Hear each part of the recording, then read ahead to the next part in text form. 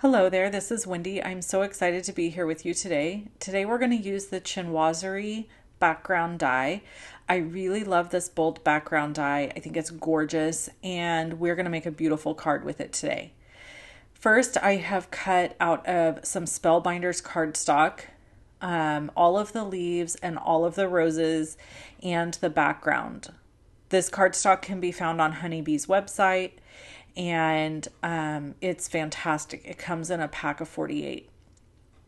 Obviously, the background die can also be found on the Honeybee website, and I have placed a link below this video with all of the supplies if you want to grab anything that you see today. We're going to start by ink blending some mowed lawn onto this green cardstock. I love these little Honeybee brushes because they allow you to add just a little bit of ink blending detail without getting a big brush out, and then that way you can add just little details here and there, and it gives you more intricate abilities for shading. I have a lot of these little brushes from Honeybee, and I find them to be really handy. If you want, you can wash them out so that you can use them for different colors. They do wash out easily. I've done it myself. But the other option is to have a bunch of them like I do, and then you kind of have one for all the different colors, or at least all the different color families. Here you will glue all of your leaf pieces onto the back of the little wispy vines that have nothing at the end of them. So if you look over to the left, you can see that I'm using the layering guide from Honeybee. To get this layering guide, all you have to do is go to Honeybee's website and download it under the product name. It'll say layering guide. You click it, open it up, and you can download it and print it. I always print all of the layering guides, then I fold them up and I tuck them in with the die set. Here I'm using picked raspberry to darken some of the layers of the roses so that I have a little bit more texture and depth and interest with each rose. Several of the little pieces of the roses are small and intricate, and I like to use my Honeybee reverse tweezers to add glue and then put them in place where they belong. Now I did mess up on this rose and I accidentally put that little teeny piece that you see there at the top of the rose. It was actually supposed to go somewhere else, and then another piece, but in the end you can't really even tell the difference. There is some forgiveness when you're creating stuff like this. Nobody's going to pay attention to those minute details. It's just something I personally can tell a difference and know because I'm looking at the layering guide. As I'm building the rose, I am doing just that. I'm looking at the layering guide for each and every piece. One of the things that I like to do is cut all my pieces out first, and then I set them out in the order in which the layering guide shows to adhere them together. With each layer, I add a little bit of shading just so that, again, there's more interest and a little bit of breakup of the pattern of the cardstock. So again, picking it up with my reverse tweezers, adding some Honeybee glue, and then I'm just going to layer it on and get it in place. Now let's talk about the interesting part of this video. In a little bit, after I get all of my parts and pieces layered and ready and I build my background, I got this idea to create a really cool gatefold card using vellum from a video from Jennifer McGuire many years ago. And I've made a card like this in the past, but it's been a really long time. So I decided I would do it again. I was a little rusty, and I made the decision to leave a huge mistake I made in this video rather than editing it out. The reason I did that is because I wanted to show you that you can recover from some pretty difficult mistakes if you just get creative. Isn't that true in life as well? We can all recover from mistakes we've made. It's just sometimes you have to get a little bit creative. So what we're going to do after we get all of these bits and pieces glued on is I'm going to show you how I assemble the card base And then you'll see the big mistake I make, because I do leave it all in the video for you to watch. It's pretty painful to watch, to be honest with you. But I really fought hard to leave it in and not cover up my big boo-boo. So here is the final rose that I'm putting on. Now I have to admit that I absolutely love the colors I chose for this background. And they really made me think of like a story, a fairy tale, storybook, or even like Beauty and the Beast, maybe. It just has that feel to it. So here I'm going to cut 2 pieces of vellum. I'm stacking them together. They're cut at 5.5 by 8.5. And then I'm going to cut 2 1/8 off of the end of both of them. Then I'm going to score them both individually at 2 1/8. And this is going to make my gatefold card come together. I need 2 pieces because vellum is very thin and flimsy for the most part. I mean, there is really, really thick vellum out there available. So if you want that, you can get it. This is not super thick. So layering the 2 pieces together in the center made this a more sturdy card base. So here I'm scoring at the other one at 2 1/8. And then I'm going to use my bone folder to burnish it. And we're going to put them together. Here, I had to score this again because... Okay, full disclosure, I have a heavy hand.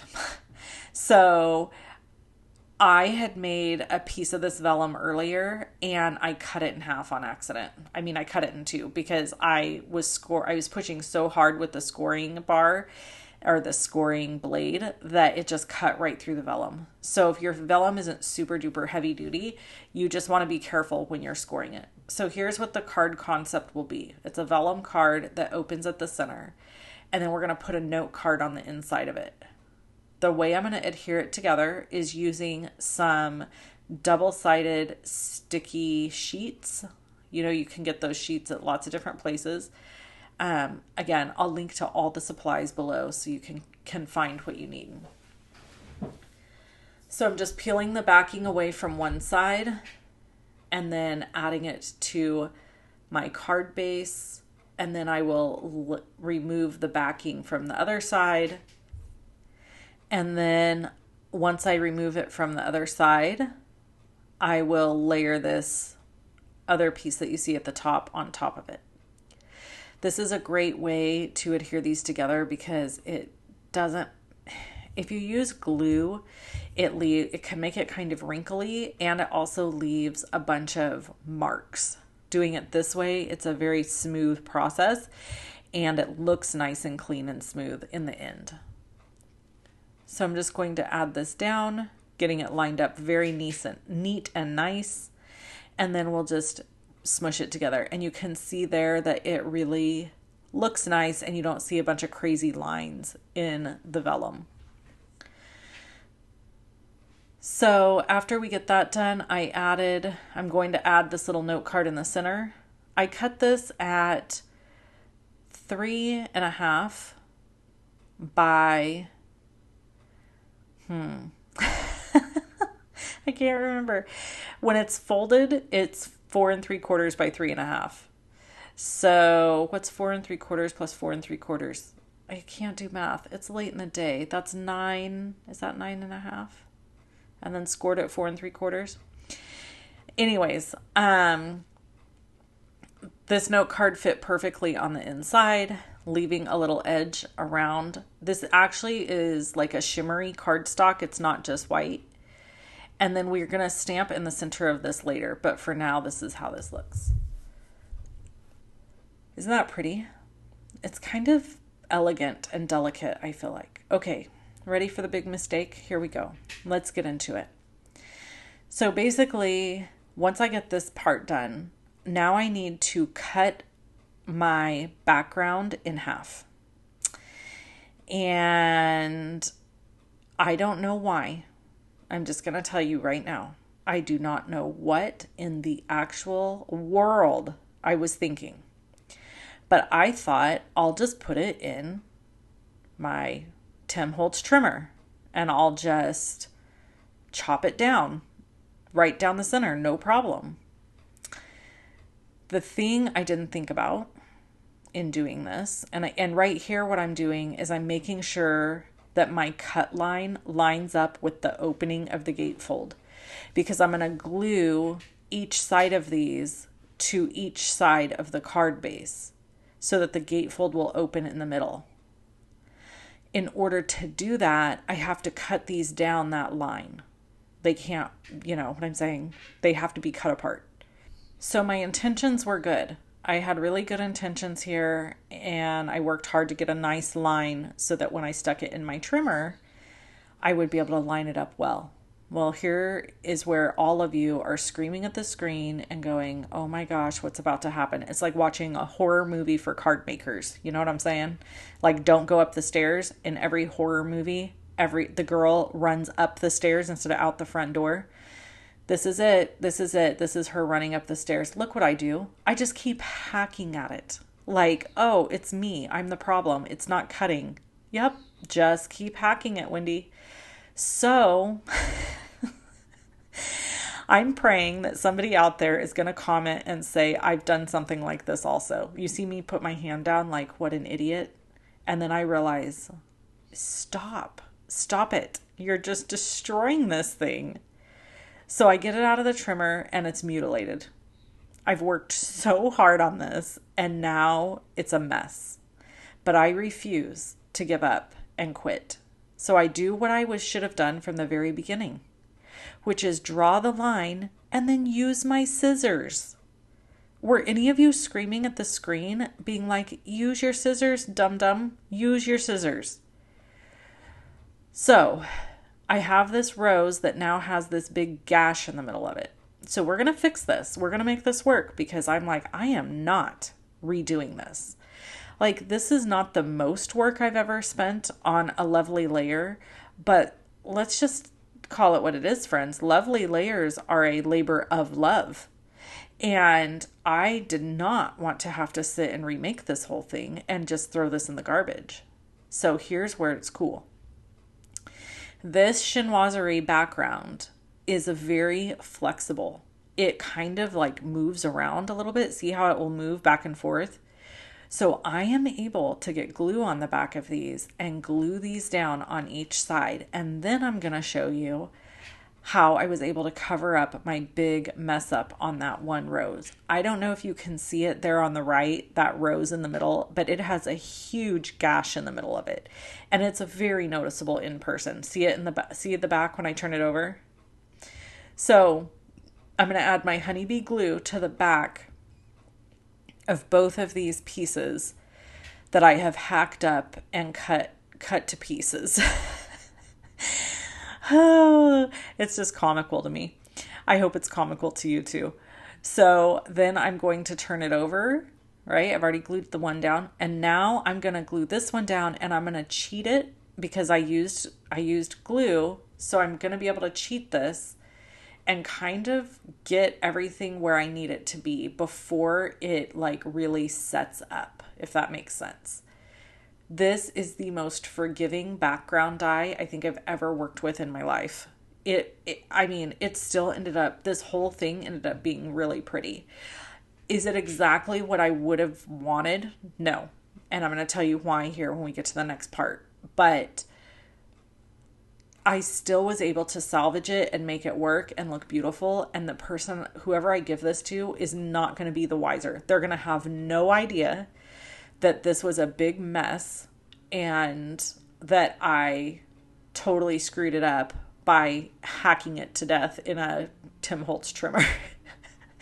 Tim Holtz, I'm sure, would be ashamed. Like, what are you trying to do to my trimmer? I mean, you could tell I was like beating the thing. Okay. So I ended up using this happy birthday die. This is the big happy birthday die from Honeybee. I added glue to one side of it.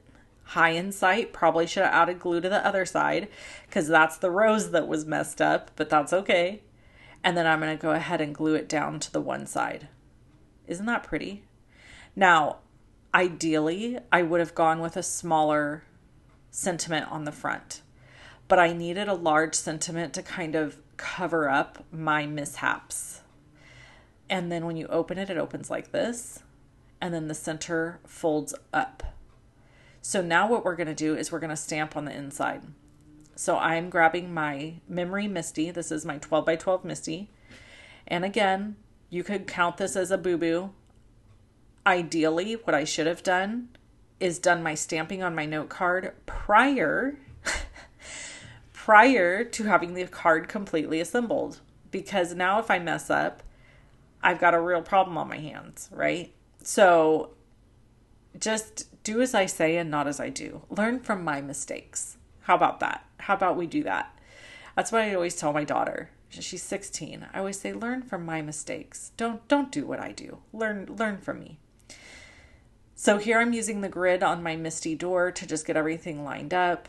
And if you don't have a Memory Misty, you could just put this on a clear block, your sentiment on a clear block, and stamp. It will work totally fine. These Memory Misties are pretty cumbersome. They are handy in a pinch, like this one, but they can be pretty cumbersome. They're large. So I'm going to stamp this twice with the Honeybee, what is it? Intense Black ink. I couldn't think of the name of it for a second. And this says, hope your birthday is just amazing as you are. And then obviously the front of this card says, happy birthday. And I think it is absolutely beautiful. Now let's talk about the inside of the card for a second. You can see there where all the glue is attached, has attached to the vellum.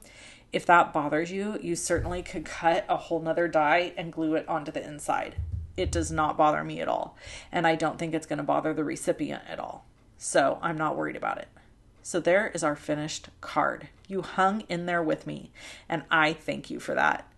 If you have any questions, drop the comments below, and I'll talk to you again very soon. Bye-bye, friends.